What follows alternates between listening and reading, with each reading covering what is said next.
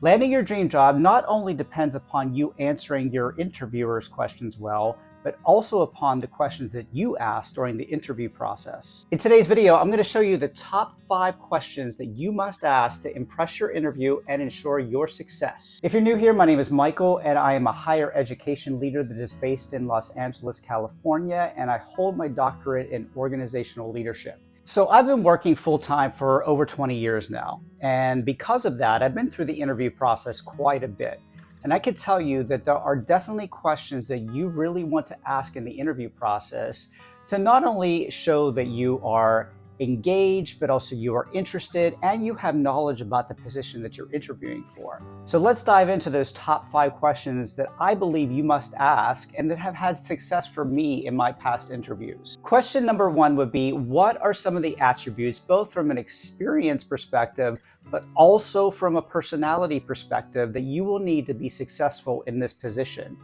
So this shows the interviewer that you not only want to demonstrate your skills and that you want to show forth the skills that you have to be successful in the role and that they do match up with the position that you're interviewing for, but you want to make sure that your personality fits for the position as well. If the position requires somebody that works in an individual manner and you are very much one that likes to work in a teamwork environment, then you know that your personality is not going to fit for that position, and maybe that's not the right role for you.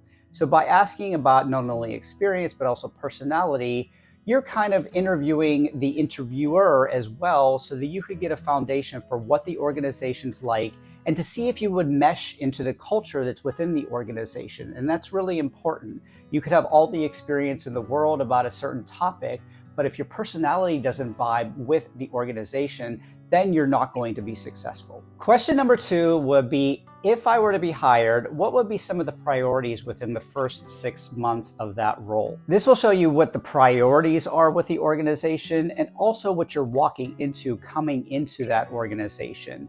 It'll give you a sense of, is this organization in disarray, or is the organization running smoothly? And I believe this is important to keep in mind and ask during the interview process, because your life may be filled with other priorities and things going on that won't allow you to, say, put in 60 hours a week on a job.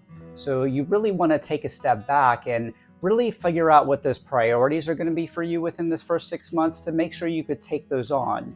You don't want to do a disservice to the organization by coming into a situation where you know you're going to have to be there around the clock for the first 6 months, when you might not be able to give that time because you have a family or other priorities that you're dealing with at home. Question number 3 is, what is your boss or to-be boss's overall leadership style?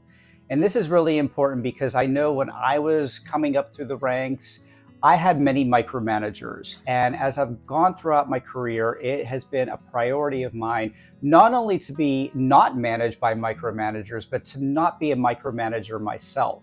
So you want to make sure that the leadership style that your to-be boss would have aligns with what you want.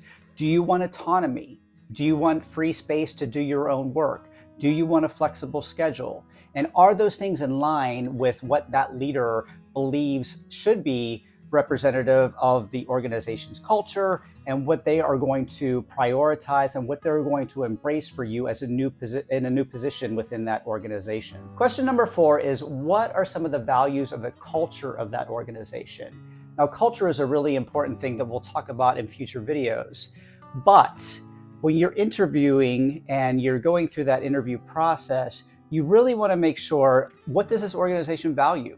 Do they value transparency? Do they value accountability? Do they value communication? And do those values of that culture align with your own personal values? That's really important, because if they don't, you might be successful and you might be integrated and you might do well in the first 6 months to a year on the job, but eventually that is going to eat at you if those cultural values that you possess and the cultural values that the organization possess don't align. And inevitably, you're going to leave that organization because of that lack of fit. And then finally, question number 5, what is the current level of morale and engagement of staff within the organization currently? So I don't know if the interviewers will necessarily answer this question openly and honestly, However, if they do, it's a good sign. It shows you that there are things to work on, that no organization is perfect.